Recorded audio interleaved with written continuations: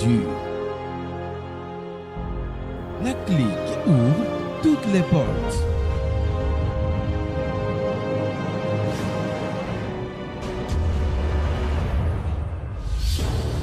L'heure de la vérité. L'heure de la vérité. Sur Grâce TV, vous connaîtrez la vérité et la vérité vous affranchira.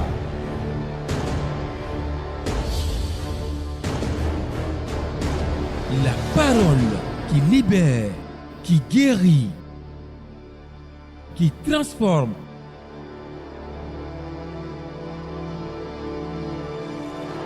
Qui restaure, qui délivre, l'heure de la vérité.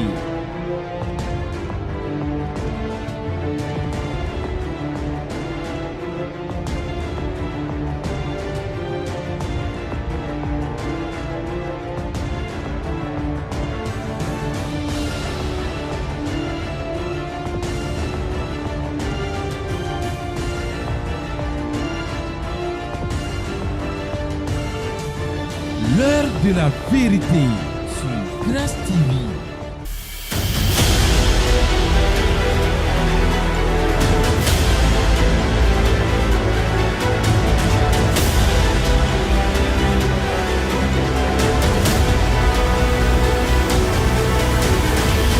Alléluia!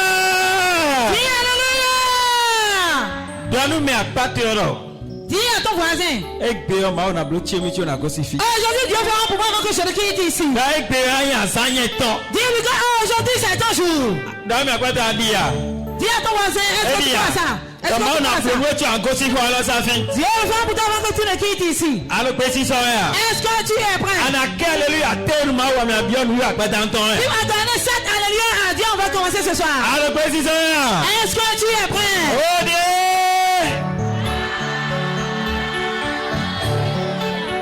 Oh ouais! Attends!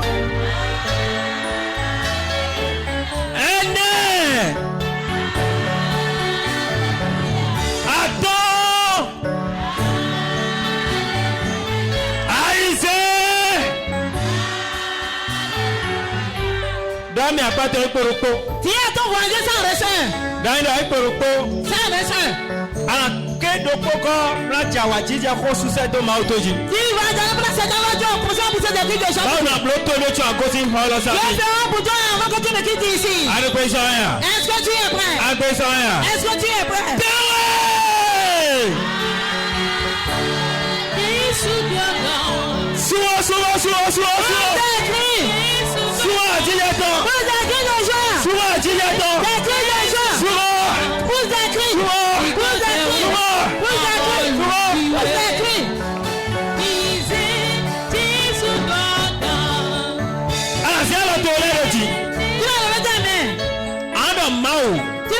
Je suis dans ta maison aujourd'hui. Car tu dois faire pour moi avant que je ne quitte ici. Fais pour moi avant que je ne quitte ici. Fais pour moi avant que je ne quitte ici. Les amis, commencez à parler à ton Dieu. Parle à ton Dieu. Il est prêt pour opérer sa vie. Il est prêt.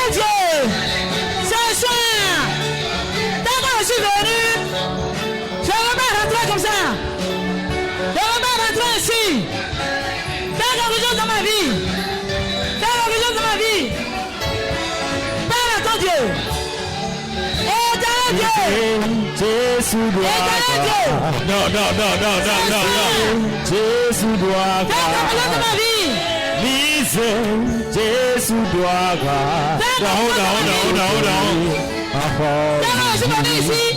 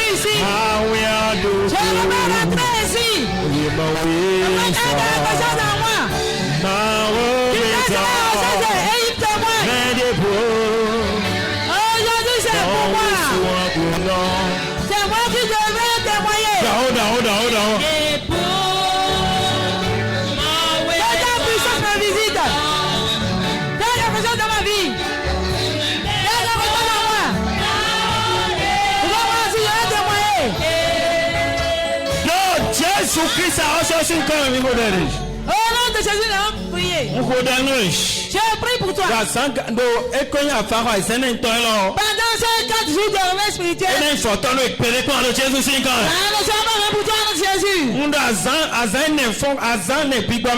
pendant ces 4 jours de réveil spirituel,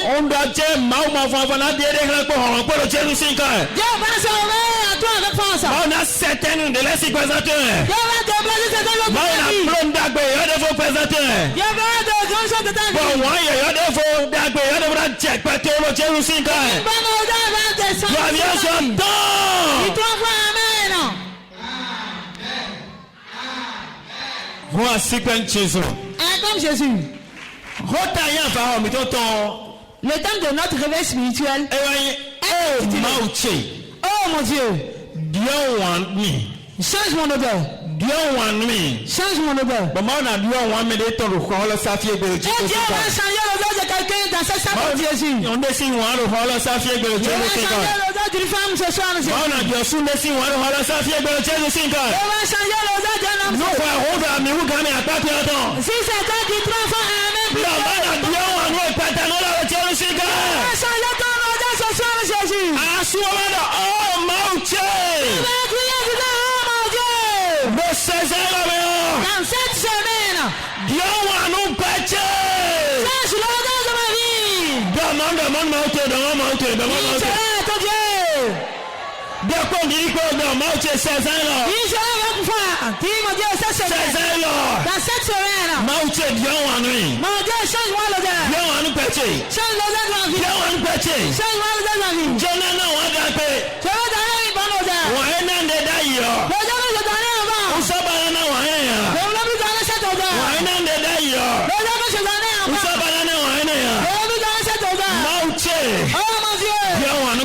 Change-moi l'odeur. Change-moi l'odeur. Parle attention.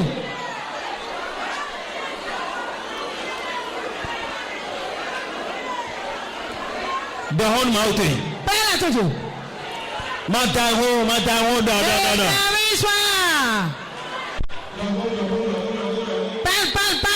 Dans 16 ans, change-moi l'odeur. Dans cette semaine, l'odeur vient sur moi.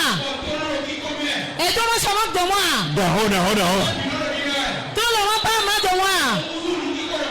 Et je suis devenu un sujet de moquerie. Éternel Dieu, dans cette semaine, pendant ces 4 jours de réveil spirituel, Éternel Dieu, souviens-toi de moi. Souviens-toi de moi. Souviens-toi de moi.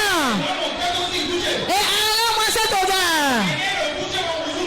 Cette odeur était sur moi. Et je suis devenu un sujet de vie. Et les gens m'ont dit le mal. Je ne veux plus parler pendant les hommes. Mon Dieu. Pendant ces 4 jours. Souviens-toi de moi. Écoute mes prières. Entends mon cri. Son Christ a reçu une comme Au nom de Jésus, nous avons prié. Mauna Dieu en notre 16 ans dans foro Jésus 5 ans. Dieu va te changer l'odeur avant la. Dieu en notre 16 ans dans foro Jésus 5 ans. Dieu va te changer l'odeur pendant cette semaine. Oh Mauchi. Oh mon Dieu. Dieu one petit. Change-moi l'odeur. Chijo kan John Christ. Assois-toi dans le sang de Christ. Alléluia. Amen. Kota da hoin oh Mauchi Dieu one petit. Le grand homme c'est oh mon Dieu, change-moi l'odeur. 2 Corinthiens 2 verset 15. 2 Corinthiens 2 verset 15 à 16. Qu'est-ce que la parole de Dieu me dit? 2 Corinthiens 2 verset 15 à 16. Il est écrit. Oui. Nous sommes en effet pour Dieu la bonne odeur de Christ. Parmi ceux qui sont sauvés et parmi ceux qui périssent. Si tu es un enfant de Dieu, si tu es un enfant de Dieu, tu dois donner une bonne odeur. L'odeur de Christ. C'est une bonne odeur. Oui. Oui. Aux uns, une odeur de mort donnant la mort. Aux autres, une odeur de vie donnant la vie. Et qui est suffisant pour ces choses. Alléluia. Amen. Je vais vous dire souligner 2 mots. Il y a pour certaines personnes, c'est l'odeur de mort. Et pour d'autres personnes, c'est l'odeur de vie. Et l'odeur de mort engendre la mort. Et l'odeur de vie donne la vie. L'odeur de mort donne la mort. Et l'odeur de vie donne la vie. Celui qui a Christ en lui doit avoir l'odeur de vie. Mais celui qui n'a pas Christ en lui, l'odeur qui doit faire sortir, c'est l'odeur de mort. Cette odeur engendre la mort. Et la question est que le thème sur lequel on veut parler ce soir, quelle odeur donnes-tu? Quelle odeur donnes-tu? Dis à ton voisin quelle odeur tu donnes. Demande encore à quelqu'un d'autre. Dis mon frère, ma soeur, quelle odeur tu donnes? Quelle odeur donnes-tu? Quelle odeur de mort? Ou bien c'est l'odeur de vie? Est-ce qu'il t'a dit ça? Si tu donnes l'odeur de mort, aujourd'hui, cette odeur va te quitter. N'importe qui donne l'odeur de mort. Comme tu es venu dans la maison de Dieu, tu rentres dans ta maison. L'odeur, c'est quelque chose qui est très important. Dis à ton voisin, c'est très important. L'odeur. Nous t'adjouons une opinion comme. C'est très important spirituellement. Entends-nous mais à pas te rendre. Tu vas dire à ton voisin. Voisin de Tommy Kanchi. Mon voisin, écoute-moi très bien. Dans nos vies de Tom Kanchi. Dis mon frère, ma soeur, écoute-moi très bien. Il faut te dire oui, il faut te dire. Si tu veux prendre ma photo maintenant, prends ça maintenant. Non, il faut te dire. Prends ma photo maintenant. Le sort de mon mibois sans mon mémoire. Quand demain, tel que tu me vois aujourd'hui, tu me verras pas comme ça. Il sort de mon mibois sans mon mémoire. Tel que tu me voyais aujourd'hui, tu me verras pas demain comme ça. On peut me garantir. Si tu ne comprends pas, regarde-moi bien. La manière dont tu me vois maintenant. L'odeur que je t'amène maintenant. Demain qui vient. Tu ne verras plus ici. Il faut te dire, donc prends ma photo en même temps pour connaître ce que Dieu va faire pour moi. C'est mon tour aujourd'hui. Dis-lui, est-ce que tu connais auprès de qui tu es ici? Est-ce qu'il t'a dit ça? Est-ce qu'il t'a dit ça? Celui qui fait de grandes choses, c'est moi. C'est mon tour. Celui qui Dieu veut opérer de grands miracles. Celui qui Dieu veut opérer de grands miracles. Celui qui Dieu veut changer de tu es assis auprès de celui-là.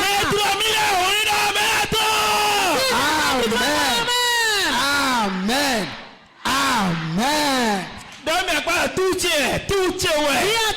C'est mon tour.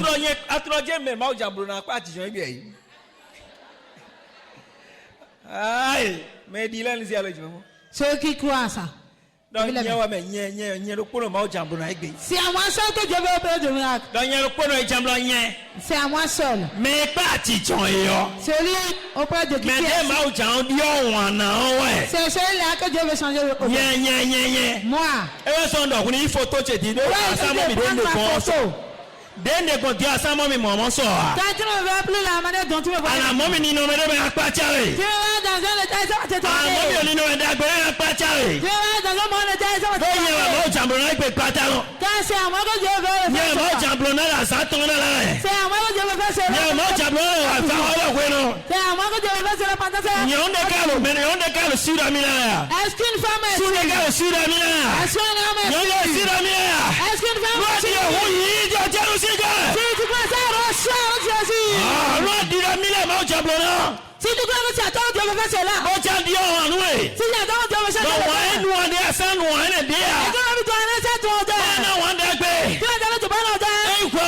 Si c'est toi, reçois maintenant Jésus. Reçois Jésus. Que Dieu change dans notre vie. Que Dieu change dans notre vie. Dans ton Dieu du service. Jésus de ton corps.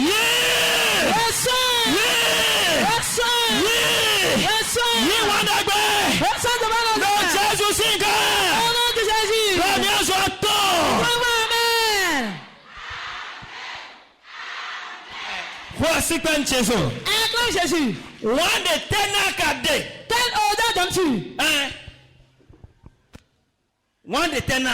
Quelle odeur donnes-tu? Alléluia. Amen. Aujourd'hui, tu feras de grandes choses dans ta vie. L'odeur, on est né dedans. L'odeur est sur toi avant que tu es né. Là où tu es resté. C'est cette odeur que tu vas garder. Là où tu es resté. C'est cette odeur qu'on garde. La famille c'est cette odeur que tu vas garder. Il y a beaucoup de personnes qui sont nées dans l'odeur de leur famille. Le petit enfant que tu vois. Pour reconnaître sa maman. C'est à travers l'odeur. Tu vas prendre un enfant, l'enfant va dire non. L'enfant va pleurer. Mais l'enfant va sentir l'odeur. Qu'est-ce qu'il va faire? Qu'est-ce qu'il va faire? Les pleurs de Garon vont s'arrêter. Car aujourd'hui, Dieu va te changer l'odeur. C'est à cause de l'odeur que les bonnes choses viennent. Est-ce que maintenant est-ce que quelqu'un va accepter? Et donne-moi très bien. L'odeur que tu donnes. Si je parle de l'odeur. Je parle de l'odeur spirituelle. L'odeur que tu donnes spirituellement. C'est cette place on va te donner. L'odeur que tu donnes spirituellement. C'est cette place que le monde va te donner ici. Si c'est une mauvaise odeur. Si c'est une odeur de matière première. Dans ce moment, tu vas sentir de. Tu vas trouver une bonne place. Quelle odeur que tu as? C'est cette place on va te donner. Écoute-moi très bien. Qui est là?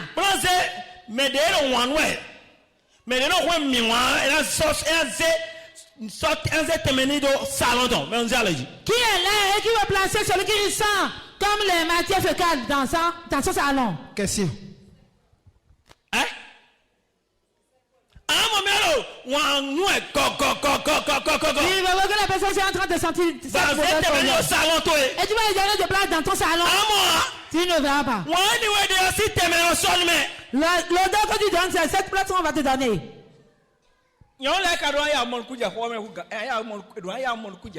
Ce sont les femmes qui vont vite comprendre. Si on prend physiquement. Physiquement. Les petits enfants d'abord.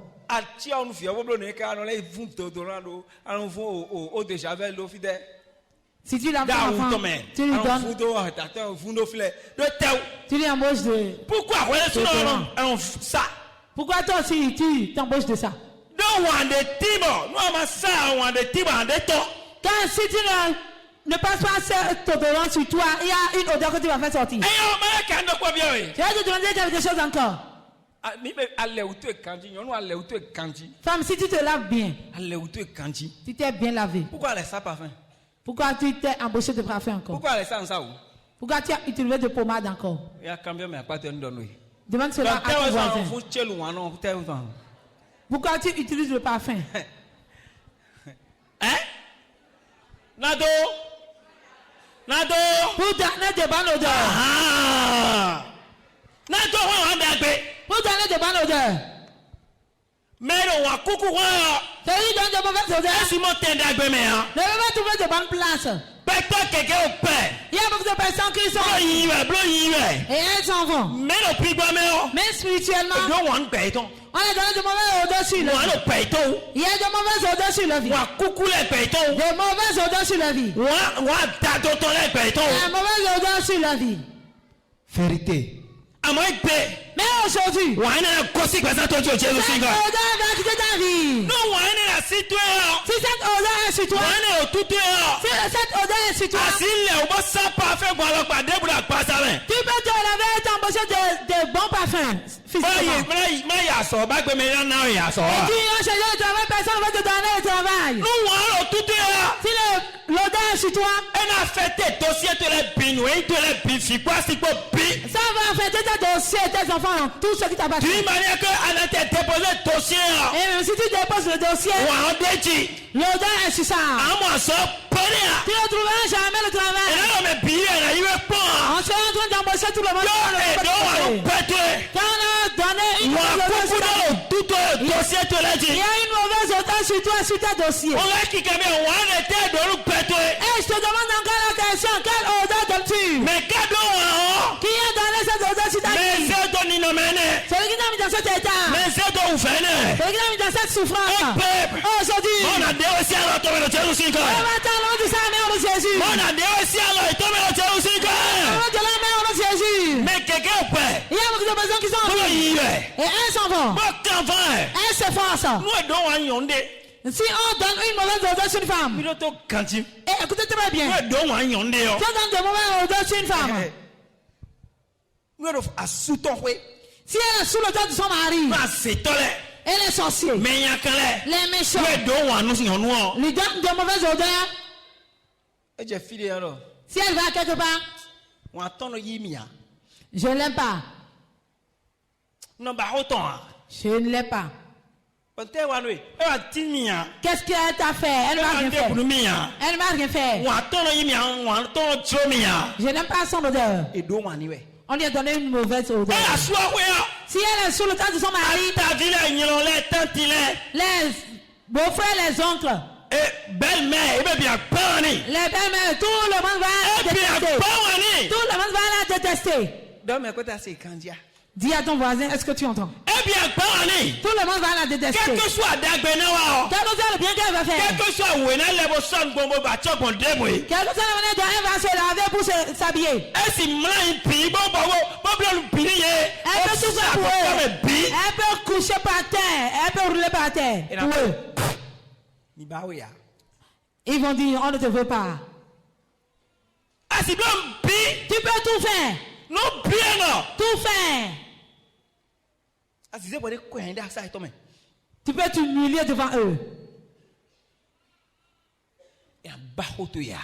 Ils ne vont pas t'aimer. Ils ne vont pas t'aimer. Pourquoi c'est ainsi? Il y a une odeur qu'on a donnée sur la femme.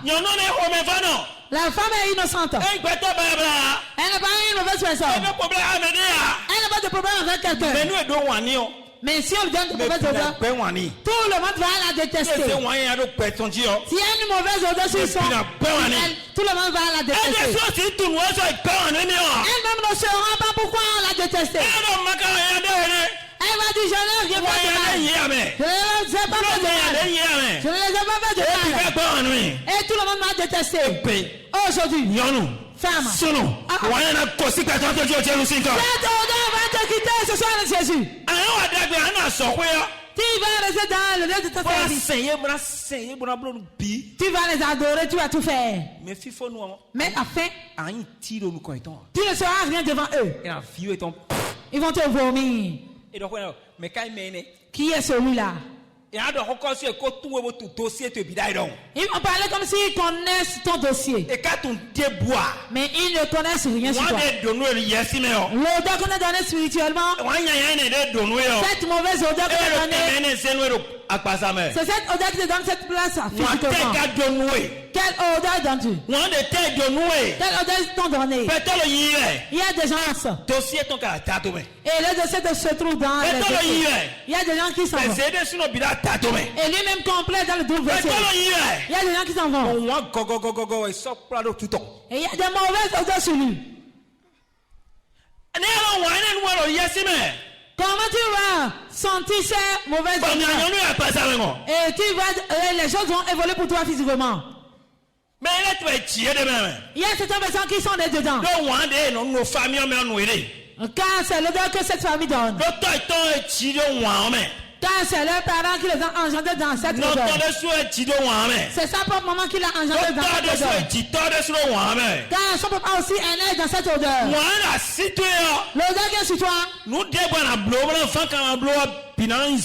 tout ce que tu vas faire sera zéro. Tu n'es pas paresseux. Tu vas te forcer.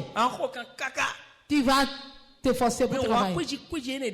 Mais cette mauvaise odeur qu'on t'a donnée, c'est cette odeur qui fera que personne ne va t'accepter. Personne ne va t'accepter.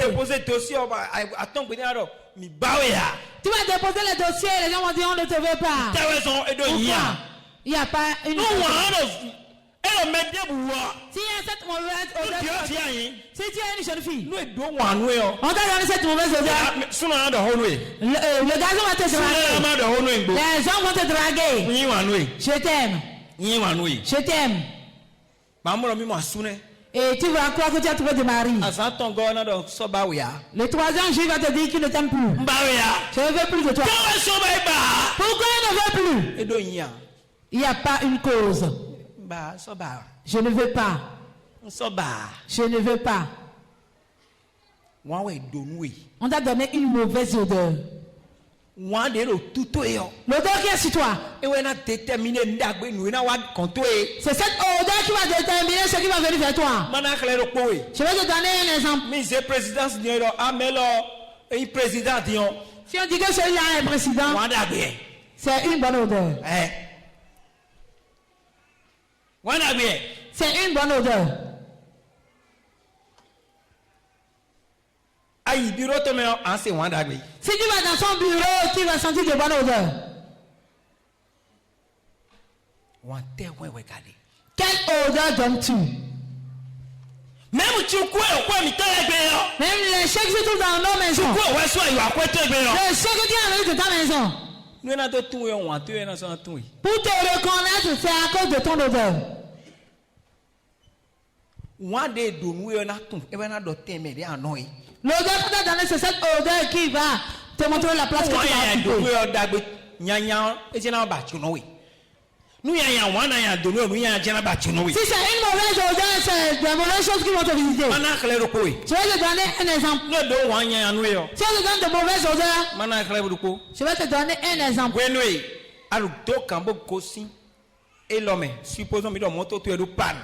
Supposons que ta voiture a de panne. Et tu t'es effacé et tu es sorti dedans. Arrivé à un moment où tu vas entendre que c'est la télévision qui a des problèmes. Quand tu vas régler cela, on a renvoyé les enfants à cause de la contribution.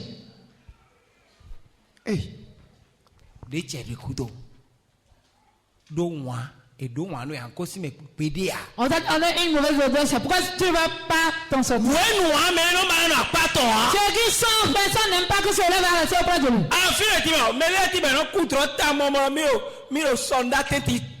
Il y a des gens qui rêvent, ces gens se retrouvent au milieu des caca. Demain, on va brancher sur les signes qui prouvent qu'on est en train de donner de mauvaises odeurs. Les symptômes, les rêves qui prouvent qu'on est dans une mauvaise odeur. Mais dans cette semaine, Dieu veut faire de grandes choses. C'est vrai, quand tu commences le réveil, il faut finir. Le dimanche, le Saint-Esprit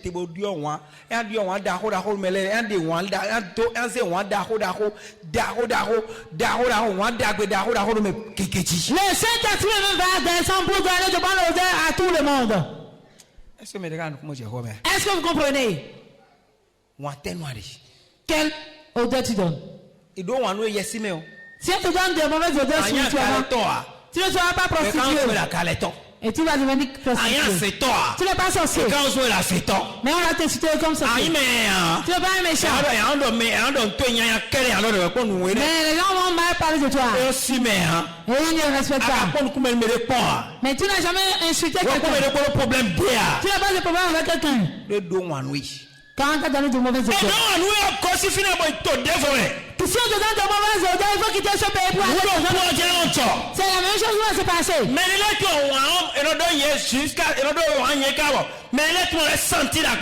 a certaines personnes qui sentent ces odeurs physiquement. Si on te donne cette mauvaise odeur, tes bienfaiteurs vont te fuir. Là où tu t'en vas et on t'aide, tout le monde va t'abandonner. Ceux qui ont t'aidé vont te fuir.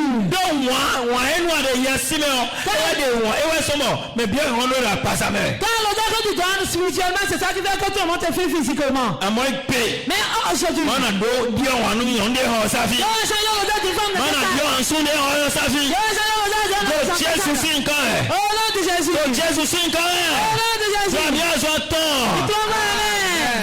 Amen. Amen. Jean 11 verset 39. Qu'est-ce que le livre de Jean 11 verset 39 nous dit? Il est écrit. Oui. Jésus dit: ôtez la pierre. Marthe, la sœur du mort, lui dit: Seigneur, ils sont déjà. Alors, Jésus dort. Donc Lazare au milieu des filles, Lazare cou. Lazare est mort. Jésus a oublié ton tas. Jésus est venu sur son tombeau. Il a dit d'ôter la pierre. Et sa sœur a dit: Jésus. Ils sont déjà. Car on sait que ce qui sent, c'est ça qu'on cache. Personne ne s'approche de ce qui sent. Est-ce que vous m'entendez? Ceux qui sont... Mais non, c'est quoi? Personne ne s'approche de cela. C'est pourquoi tout le monde te déteste. Lazare est mort et ils sont déjà. Jésus déjà sait quoi? Et Jésus veut s'approcher de lui. Jésus déjà sait quoi? Jésus veut s'approcher de lui. Il a dit mais la pierre. Non, vite non. Et sa sœur dit. Lazare c'est non vite. La sœur de Lazare dit. Jésus. Il a dit Jésus il sent déjà. À part tes quoi que présente. Quel côté de ta vie ils sont? À part tes quoi que quel domaine de ta vie ils sont? Maou domina des miracles de ces heures. Dieu a dit qu'il va se révéler de cette semaine. Maou domina yimito mlandio nous présente le Jésus. Dieu a dit qu'il va changer cette odeur de ta vie.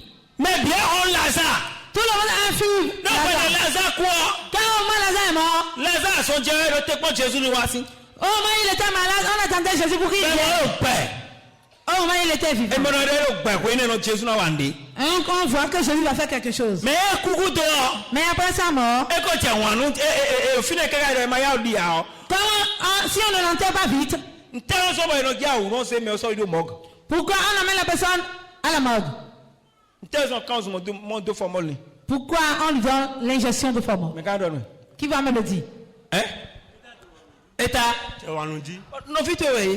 Papa te veille. C'est ton père, non? Maman te veille. C'est ta maman, non? Mais te veille. C'est ton proche, non? Pourquoi pourquoi tu veux lui faire quelque chose? C'est ça. C'est là où il reste, non? Pourquoi? Et qu'on et pourquoi on dit de l'amener là-bas?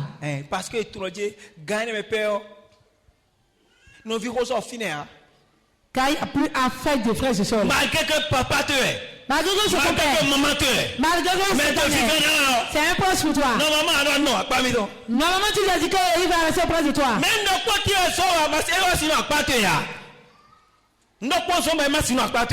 c'est à cause de quelque chose qu'il ne peut pas rester proche de toi. S'il reste là, il va sentir. Et personne ne va plus rester là. Il y a un enterrement. Mais quoi? Et celui qui est mort, c'est un militaire. Retraité. Un militaire retraité. Bon, et son corps, on a amené son corps à la morgue. Oh, son corps est à la morgue.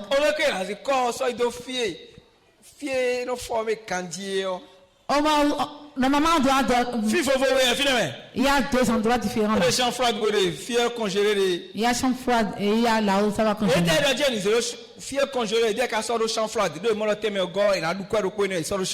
Il va déposer dans la chambre froide. Les enfants ne sont pas au courant. Et les assornés, ils ont la fée. Ils ont lavé. On l'a habillé, on a amené le corps à la maison.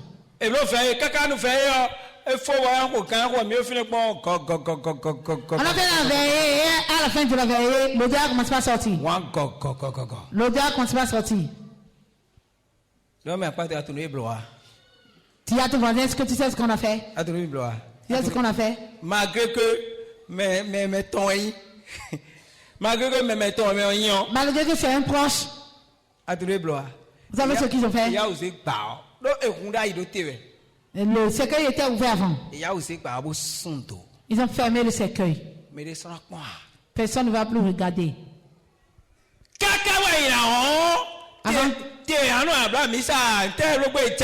Qu'est-ce qu'on va faire?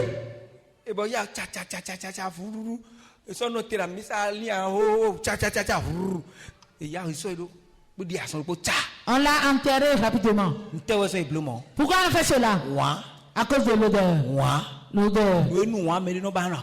Ceux qui sentent, personne ne veut pas rester près de ça. Ceux qui sentent, aucune bonne chose ne vit. Aucune bonne chose. Aucune bonne chose ne vit. C'est pourquoi quand Lazare est mort, on l'a enterré, tout le monde et quand Jésus est venu pour aller vers le tombeau, sa soeur lui a dit, il ne va pas partir. Il sent déjà. Sa soeur même a fui. Quand on sent, tes frères et sœurs aussi ne vont pas t'aimer. Est-ce que vous comprenez?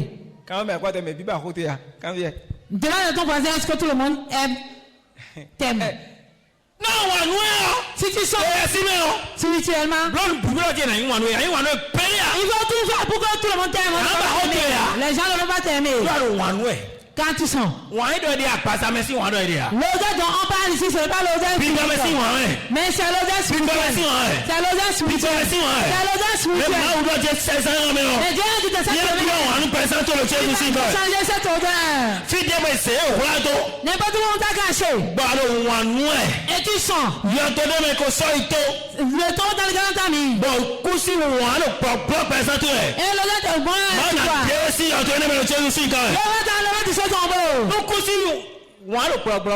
Si l'odeur de moi est sur toi,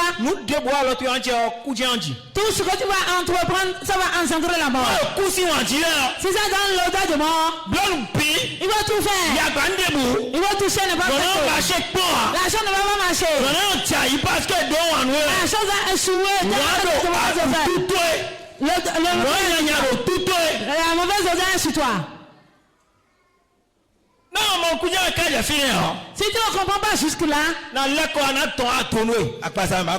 vais venir physiquement et tu vas comprendre. Qui a pris ses mains? Et ça sent.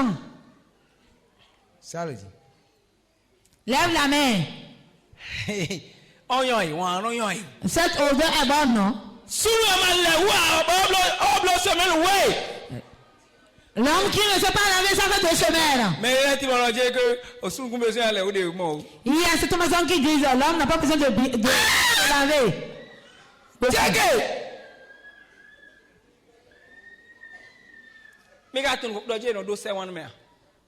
Est-ce que vous savez quand on peut te donner de mauvaises odeurs? De mauvaises odeurs de la jeunesse. Cette mauvaise odeur de la jeunesse. Si tu veux chercher de citron, de parfum, n'importe quelle chose. Si tu es assis auprès de n'importe qui,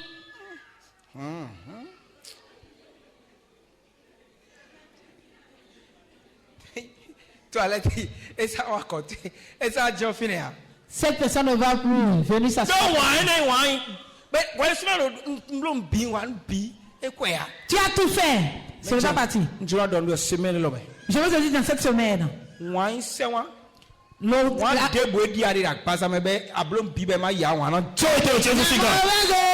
la jeunesse qui est sur toi et tu as parti dans cette semaine. N'importe quelle mauvaise odeur. Quand tu as donné sur toi.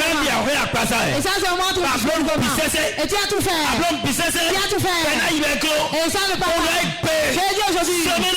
Cette semaine. Mauvaise odeur va t'abandonner, monsieur Jésus. Tu as pris ses mains. Toi aussi, tu regardes bien. On ne se lave pas. On ne dort même plus à la maison. Voilà que tu n'étais pas lavé. Et tu as porté la vie 1 fois, 2 fois, 3 fois, 4 fois, jusqu'à 5 fois. Et tu es sale dedans. Et si ce conducteur te prend,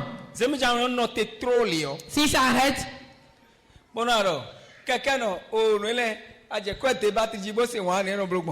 tu as commencé par débattre le prix et tu sens l'odeur, qu'est-ce qu'on fait?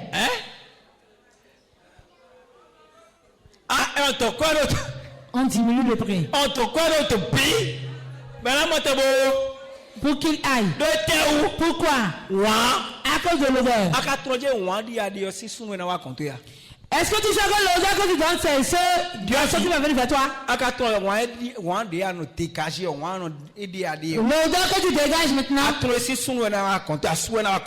dis quoi que c'est cette odeur c'est ce genre d'homme qui va venir vers toi? Est-ce que tu connais que c'est ce genre d'homme qui va venir vers toi? C'est comme ça. Si ils ont de bonne odeur, tu vas trouver de mailles de bonne odeur. Est-ce que vous comprenez? Si tu es un homme, si tu ne te laves pas, même si vérité. Même si il demande un repas sexuel avec ta femme, elle ne va pas te donner. Parce que moi, il dit à des gens, on est dégagé à des gens. Et si moi, il nous est là. À cause de l'odeur que tu dégages, elle ne va pas coucher pour toi. Mais on va voir, comment tu es en train de sentir? on l'a tienné ou c'est quoi? Comme ça. Eh, il peut lui, hein? Elle ne va pas accepter. Aïe!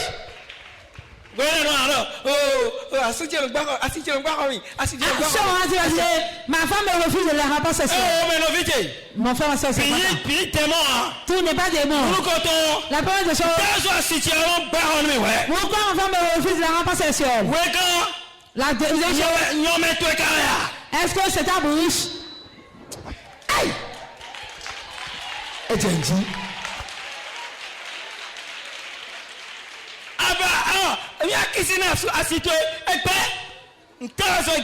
Pourquoi elle a refusé?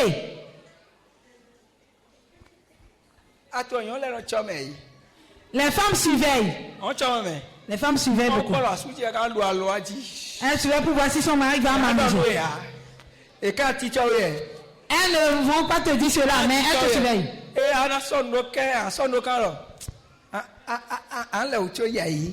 Tu vas te laver avant de partir, non? Viens, ton voisin, elle est en train de parler. Si tu sens ta femme ne va pas s'approcher de toi. C'est comme ça pour l'homme aussi. Si tu es femme. Si tu donnes de mauvaises odeurs, si tes cheveux sentent.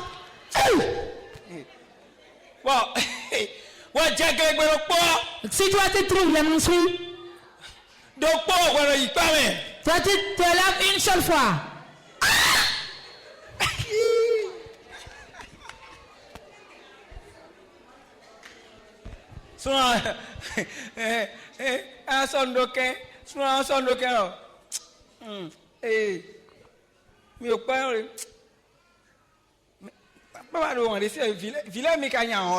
Les enfants, est-ce que vous avez pollué l'air? On a senti l'odeur, mais il ne sait pas comment il va le dire directement. Il va dire ma femme tout ça. Est-ce que tu es parti sous la douche aujourd'hui? Est-ce qu'une souris est morte dans la salle? L'odeur qu'il est en train de parler. Il est en train de parler. Si on donne de mauvaises odeurs, personne. Femme, écoute-moi très bien. Si tu prends soin de toi et tu te laves bien, si tu t'habilles bien,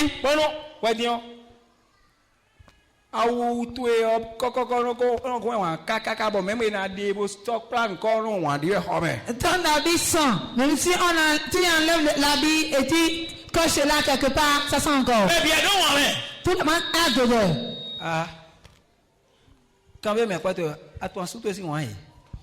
Demande à ton voisin, est-ce que tu reconnais l'odeur de ton mari? Est-ce que tu reconnais l'odeur de ta femme? Ta femme a une odeur, ton mari aussi a une odeur.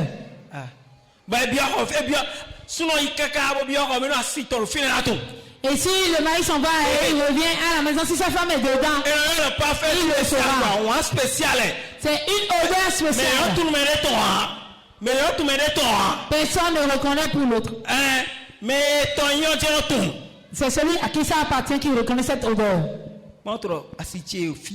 Et celui-là croit que sa femme est là. C'est l'odeur de ma femme. C'est l'odeur de mon mari. C'est l'odeur de ma chérie. Et on appelle ça une odeur spéciale.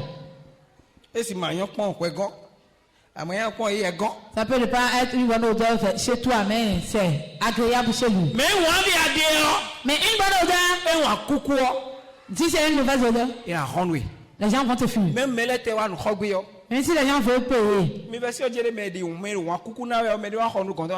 Est-ce que vous avez celui qui donne de mauvaises odeurs, quelqu'un va payer chez lui?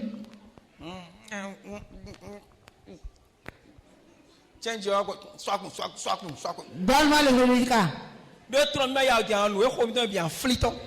Car s'il ne fait pas vite, tout ce qui se trouve dans son ventre va sortir. L'odeur. Prends soin de toi. Prends soin de toi. Prends soin de toi.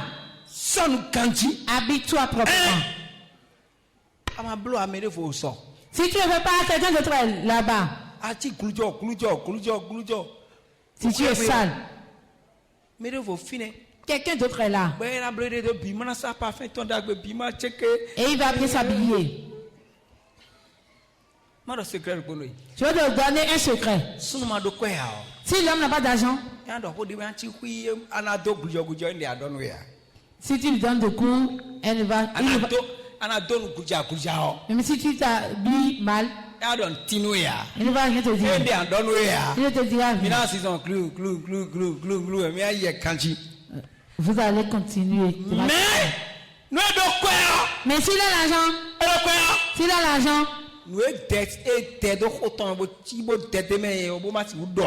ce qu'il a gardé dans son ventre, il ne peut pas dire. Il va tout dire. Il va dire que toi tu ne sais plus au salon. Vérité. Donc, à quoi tu étais? Quand l'argent qui est venu, si l'argent vient, comme il n'y a pas l'argent là, c'est pourquoi il ne peut pas. L'argent est descendu pour reconnaître la bonne odeur. Donc c'est la femme qui garde son mari dans la maison. C'est à cause de la femme que le mari reste à la maison. Et son mari ne reste pas dehors. Si tu crois que vous êtes mariés, c'est fini. Dieu veut plus prendre soin de toi.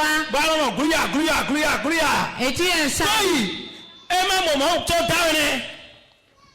Il ne doit vivre comme ça avant de te marier. Tu t'habillais proprement avant. Comme tu as accouché un seul fois, tu as tout abandonné. Tu as commencé à donner de mauvaises odeurs. Tu as déjà donné un enfant. Et tout ce qui se trouve dans la chambre donne de mauvaises odeurs. Et le lit aussi donne de mauvaises odeurs. Quand le lit donne de mauvaises odeurs, papa va dire qu'il va dormir au salon.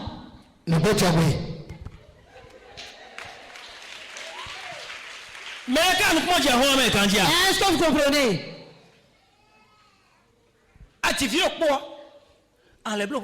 Si tu as accouché un seul enfant, tu vas t'habiller encore. Un seul enfant.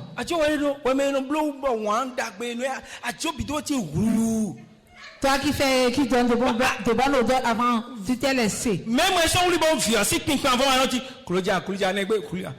Tu ne prends plus soin de la manière dont tu attaches ton enfant au dos.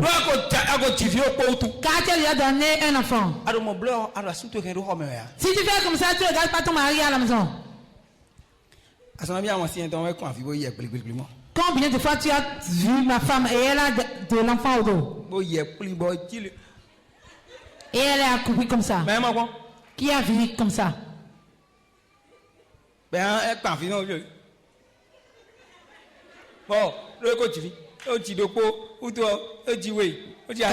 a un enfant, 2 enfants, 3 enfants. C'est pourquoi elle ne va plus faire chérifie pour moi.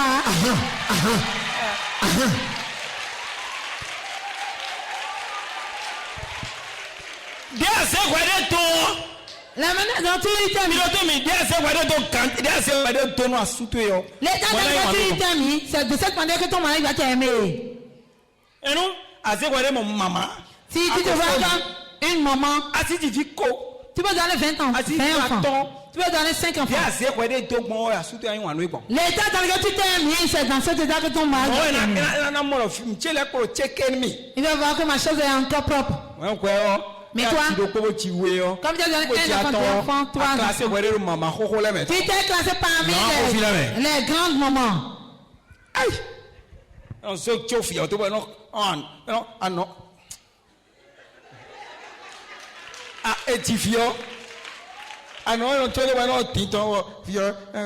a touché un enfant, on laisse l'enfant. Et l'enfant tire le sein.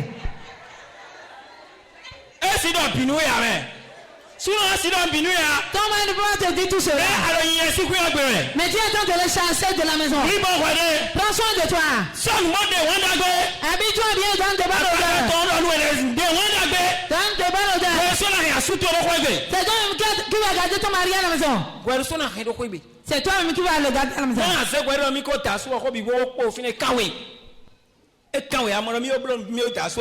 Si tu vois que tu t'es marié, c'est fini. Tu dois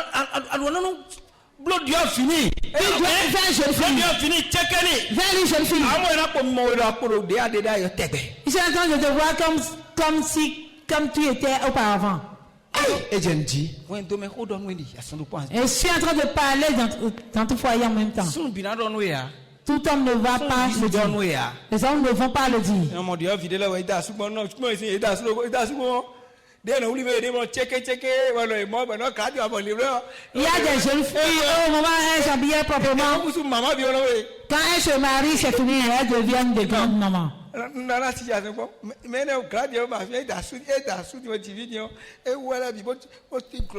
Quand elle s'est mariée, elle s'est déformée. Si elle donne le second enfant, le troisième enfant et le quatrième enfant, comment elle sera encore? En ce moment, tu as dit pasteur, mon mari ne rentre plus à la maison. Tout n'est pas affaire de prière. Il y a certains devoirs que tu dois faire. Il y a certains devoirs que tu dois faire.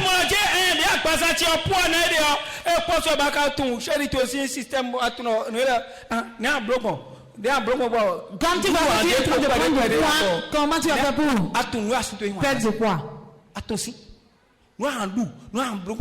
Ce que tu vas manger, ce que tu vas diminuer pour être propre.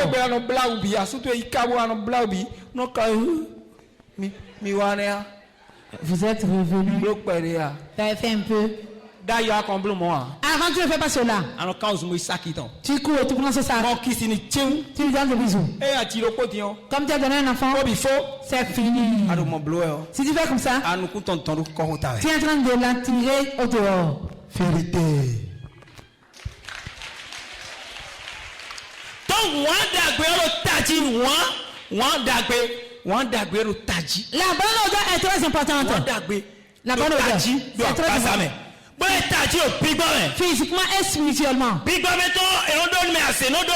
Spirituellement, les sociétés donnent cette odeur. Et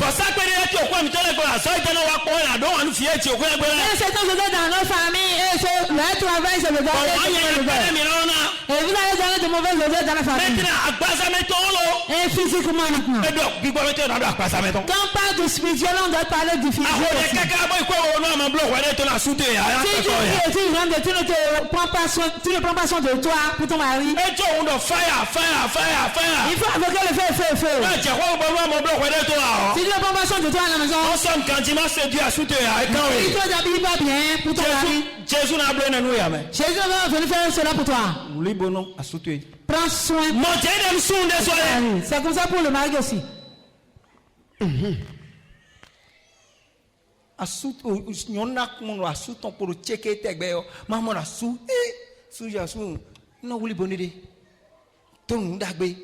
Il faut que le mari s'habille proprement. Habille-toi proprement. Il faut que le mari s'habille proprement.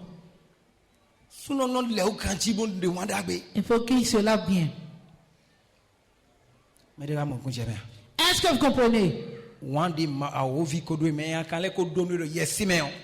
odeur que les sorciers chantent dans les spirituellement. Dieu va tout enlever. Dieu va tout enlever. Dieu va enlever cela dans ce semaine.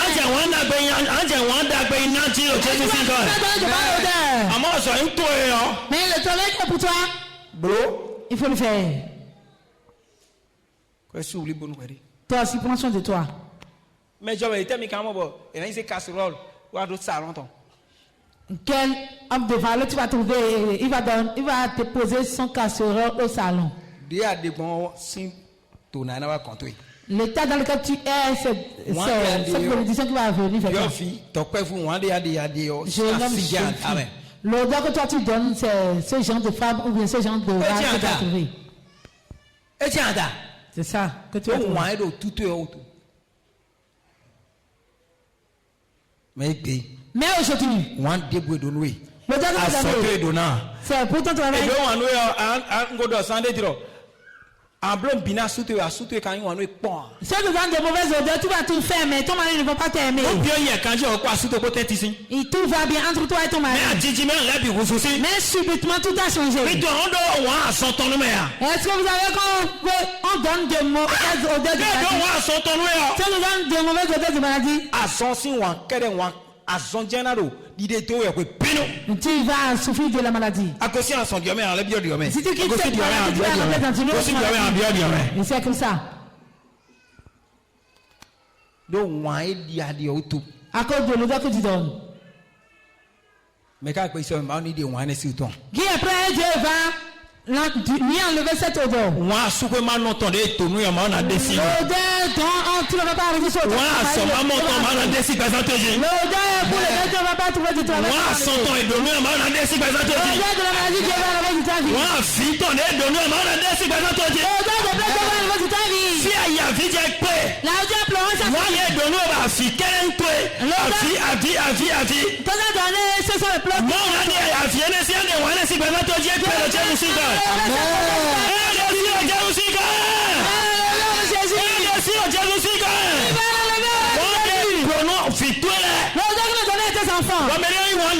Et personne ne les aime. Déposer dossier que la fiti. Quand ils demandent des dossiers, c'est dossier à la sorbonne. Et tu dis après tu gaga zéro. Tu vas mettre. Bien gossip avant toi Dieu pour Jésus.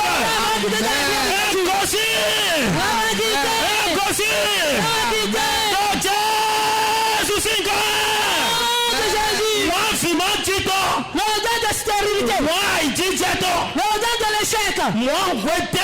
L'odeur de l'incapacité.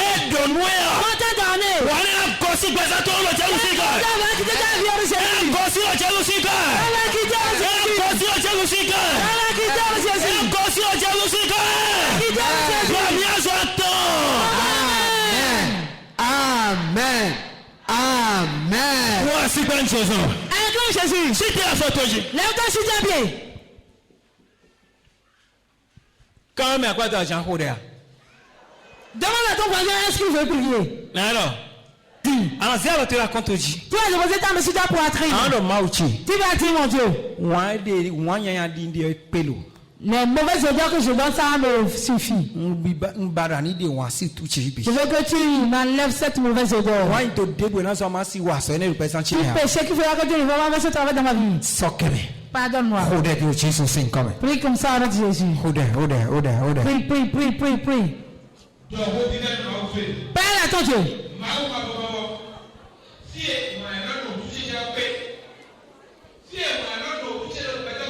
Cette odeur suffit dans ma vie. Éternel Dieu, je te demande maintenant tout péché à cause duquel tu ne veux pas enlever ces mauvaises odeurs de moi. Mon Dieu,